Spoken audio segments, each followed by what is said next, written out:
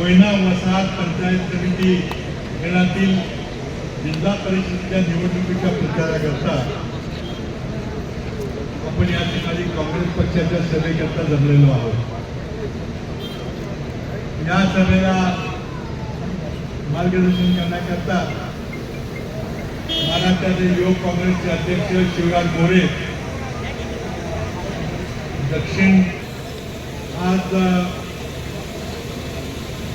निवडणूक फार कमी दिवसांची निवडणूक आहे.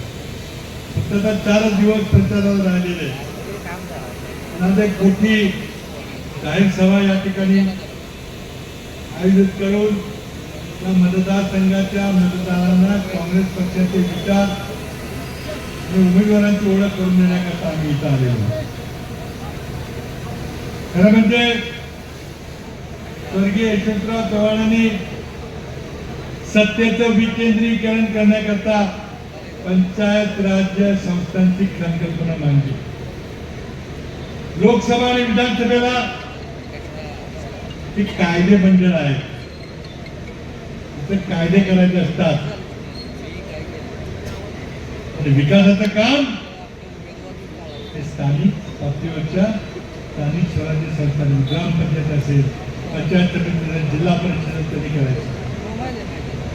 त्यामुळे ही निवडणूक खरं म्हणजे तुमच्या ग्रामीण विकासाची निवडणूक आहे. यातूनच नेतृत्व पुढे वर येतं. विलासराजे देशमुखांनी त्यांच्या गावचे सरपंच म्हणून आपल्या कारकिर्दीला सुरुवात केली. महाराष्ट्राच्या मुख्यमंत्री पदापर्यंत गेले. म्हणून मग राजीव गांधींनी कायदा केला, दर 5 वर्षाला स्थानिक स्वराज्य संस्थांच्या निवडणुका झाल्याच पाहिजे. स्वर्गीय यशवंतराव चव्हाणांची संकल्पना राजीव गांधींनी संविधानात्मक दर्जा दिला.